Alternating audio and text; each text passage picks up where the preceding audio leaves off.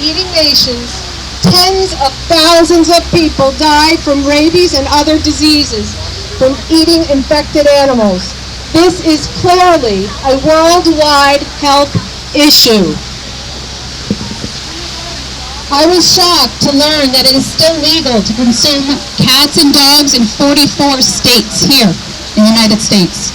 According to the Humane Society, only Virginia, California, Georgia, Michigan, and New York have laws that specifically prohibit the consumption of dogs and cats. This has led over 100,000 people to sign the petition calling on the FDA to enact a strict ban on eating pets. H.R. 1306 is a bill introduced by Congressman Alfie Hayden from Florida. If passed, it would make it illegal in all 50 states to eat cats and dogs. Please go to house.gov and find your representative and there is plenty of ways to post them from H.R. 1406. You can also contact Speaker of the House Paul Ryan or House Majority Leader Kevin McCarthy and request them to bring H.R. 1406 to the floor for a vote. And I know we have those petitions out there today.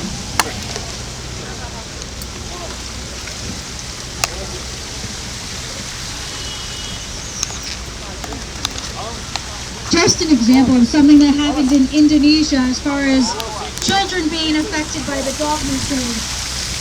Site dog meat founder helped shut down a dog meat farm in Indonesia that was actually at an orphanage. And the young children witnessed the dogs being brutalized and killed. The small children would be in tears at seeing and hearing the dogs screaming, and then would be expected to eat the dogs for dinner. Later that night or the next day, many children suffered bedwetting, nightmares, and you can imagine what else. In China alone, 10 million dogs are killed every year. The Yulin Dog Meat Festival takes place in Yulin, China during the week of the summer solstice, starting on June 21st, where 10,000 dogs are stolen, including pets, and driven 1,000 miles across China, crammed in cages on top of each other, unable to move or to breathe. Some die before they get there from suffocation or just from being crushed. Once they arrive, they're bludgeoned to death in front of other terrified dogs in a public setting for entertainment, then to be consumed. In recent years, local Chinese activists have made great progress in shutting down the Yulin event, but we're not there yet.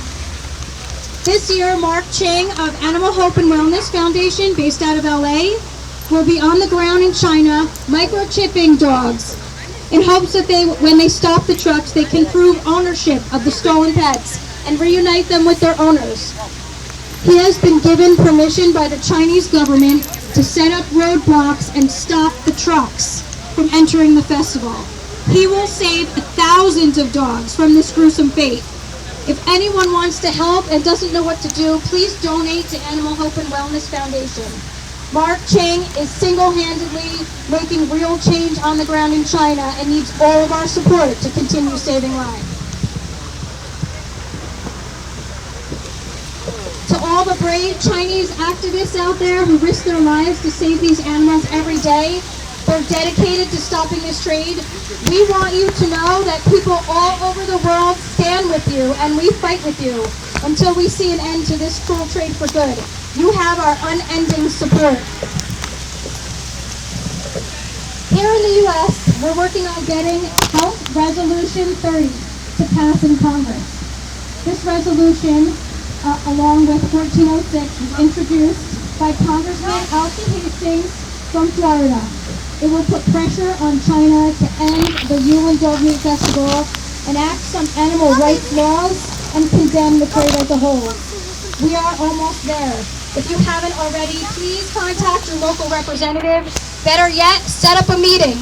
Meet with them face to face and ask them to co-sponsor House Resolution 30.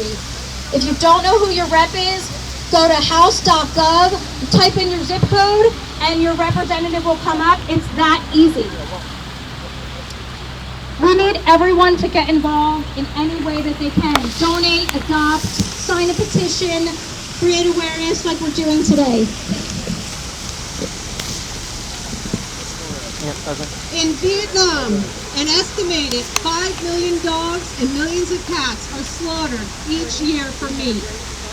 Dog meat is believed to bring good fortune in Vietnam if eaten at the end of the month for astrology and luck.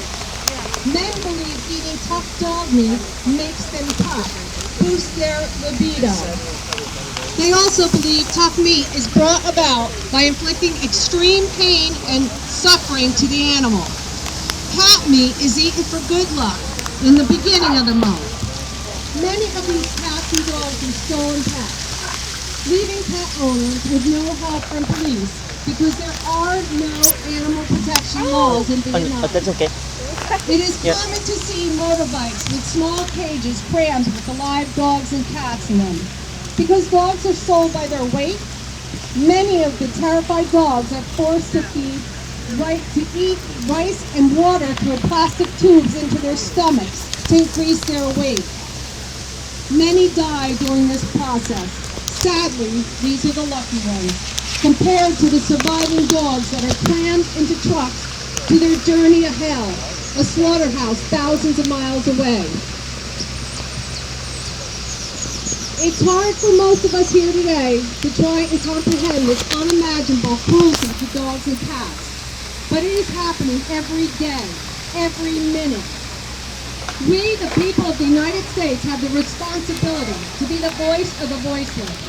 We can make a difference. You can make a difference by bringing awareness about the dog and cat meat trade. Knowledge is the first step to change. Contact your congressman. Make that call. Sign the petition. Send an email. Share this information. Thank you. South Korean dog eaters believe eating spicy dog meat cools your body temperature. So in the middle of the summer, at the hottest time of the year, South Korea has a dog eating festival known as Bokna. Dogs and cats are tortured and killed during this festival with the idea the torturing of these poor animals produces adrenaline to make their meat more tasteful. South Korea has bitterly cold winters and blistering hot summers, and dogs on farms are forced to endure both. They never experience running fast and have never felt grass under their paws. Many sit in piles of their own urine and feces. Injured and sick dogs do not receive vet attention. Dead dogs are fed to their prey. Most farm dogs in South Korea are transported to dog markets and slaughterhouses when they are young adults. Their cages are rolled into trucks and their limbs are smashed and shattered. South Korea's biggest dog and cat meat market and slaughterhouses are based in Moran Market. Cats and dogs often go hours, sometimes days without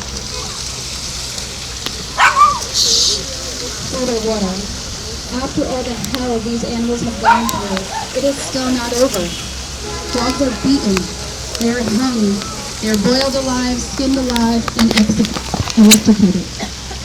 The voice of the South Korean animal activists are growing stronger and want the dog and cat meat trade shut down. I had the honor of meeting one of our heroes when I was 10.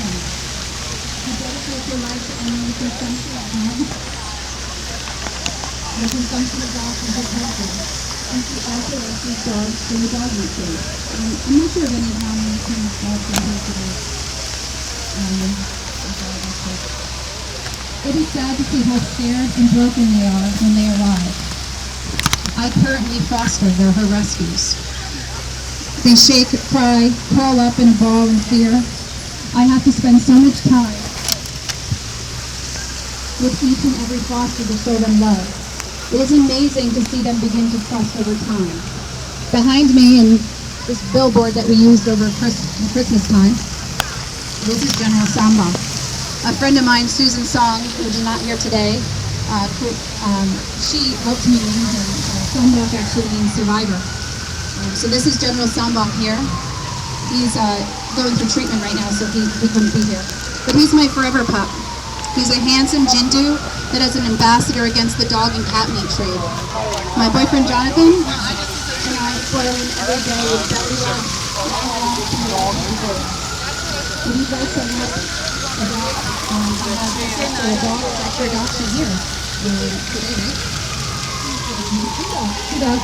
Or you could also check out SaveKoreanDogs.org.